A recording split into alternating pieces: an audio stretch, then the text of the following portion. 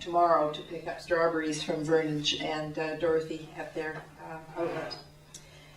In any case, since then, of course, I've become a Saanich councillor for 18 years and a CRD director. And I think one of the main things that needs to be said is that this is not just a Central Saanich issue. I've heard several of the councillors on Central Saanich Council make the statement that we should keep our nose out of their business. This is a regional issue, not just a Central Saanich issue. What happens anywhere in the region now is everybody's business, particularly the preservation of farmland. And I believe that Central Saanich Council, through its actions to date, has violated its signed agreement with its community and with the RGS on several points. It's in serious conflict with its own OCP and urban containment boundary.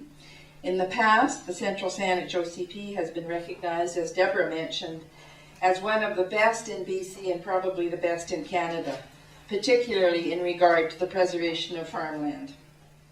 The OCP is now in danger of being eroded without proper public input, and the actions of the Agricultural Land Commission, the regional body for that, should be seriously questioned as well in terms of their actions regarding this property. I'd like to give you just a little bit of history that I have gone through as a CRD director. In 1992, the CRD consulted the residents of the region in identifying goals, values, and priorities through a year-long project, which I was very much involved with. One of the most important values identified by the community of the CRD was good governance, and it was defined as an efficient and effective local and regional government system comprised of informed individuals always willing to put the public interest above specific group or individual interest.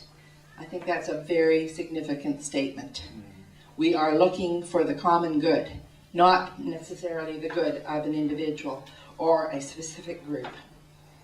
In 1995, then Minister of Municipal Affairs Darlene Mazzari, a former Vancouver City Councillor, introduced the BC Growth Strategies Act and provided funding, a considerable amount of funding, I might say over $1 million, to carry out an RGS in CRD and also in other communities of the province. And in 1997, the CRD board directed CRD staff to provide an OCP option in response to the provincial mandate.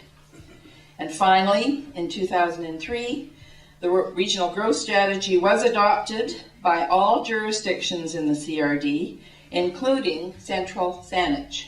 And that is significant because that was a formal endorsement by all jurisdictions in the CRD. The State of the Region report notes between 2002 and 2007, the cumulative number of net new dwelling units has seen a growth rate of over 500% compared to the population growth rate of just 6%.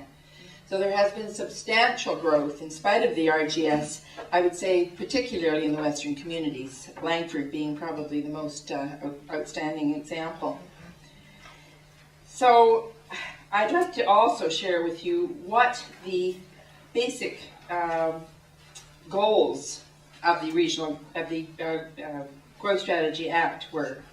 Avoiding urban sprawl and ensuring that development takes place where adequate facilities exist or can be provided in a timely, economic, and efficient manner. This hilltop does not have water, does not have sewage, and I would suggest is a very poor location to provide both those amenities which are needed if you're going to have a housing development. Settlement patterns that minimize the use of automobiles and encourage walking, bicycling, and the efficient use of public transit. An isolated site which will not meet that goal at all. The efficient movement of goods and people while making effective use of transportation and utility corridors. Protecting environmentally sensitive areas. This is an environmentally sensitive hilltop. One of the other aspects of the regional growth strategy was to look at green and blue spaces, the preservation of green and blue spaces. And certainly this is one of the green spaces. There's wildlife, there's trees, there's a lot of natural amenities on that hilltop. Economic development that supports the unique character of communities. Well, this development is in violation of that goal as well. Reducing and preventing air, land, and water pollution. Adequate, affordable, and appropriate housing.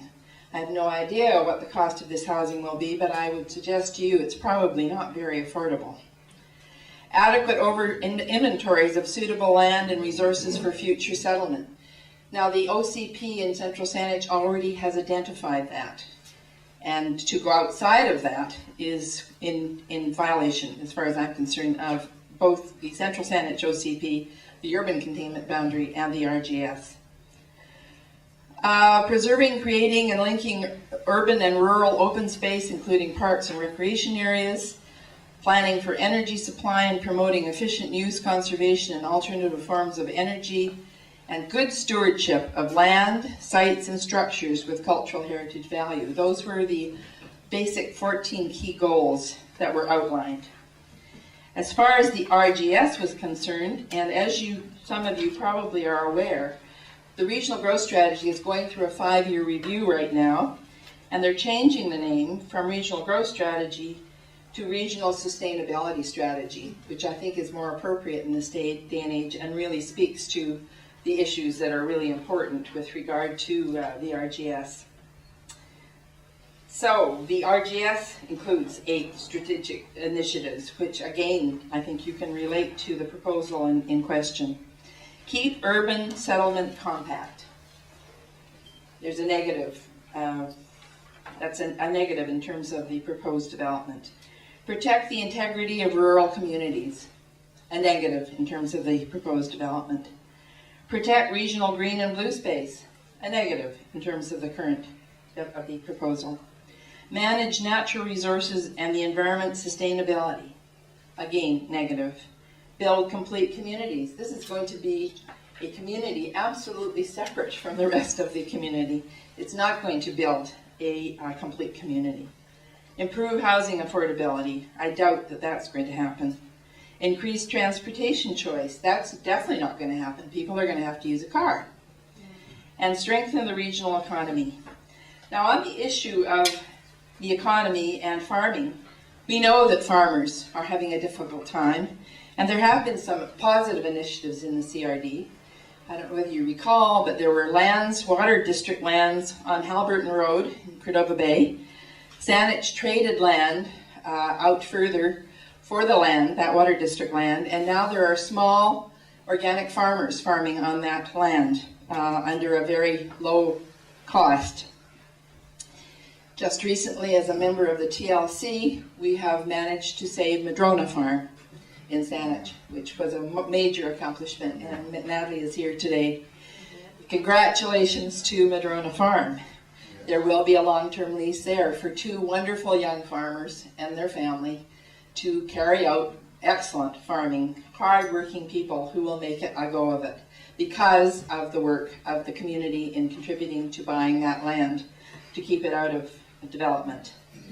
There are many other examples, and certainly there's been comments made that Central Saanich became Central Saanich to avoid Saanich sprawling into Central Saanich. In fact, that's not true.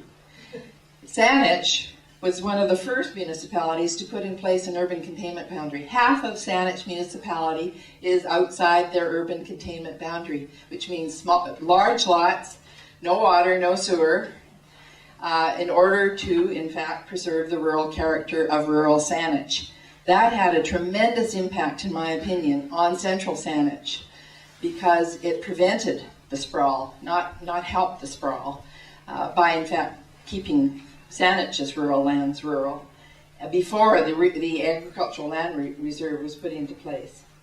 Now, one of the aspects for farmers, however, if you recall when the ALR was first brought in the 70s, there was also farm assurance programs to help farmers with the economics. And that was done away with. And that was a very big error because our farmers have been subsidizing us for years.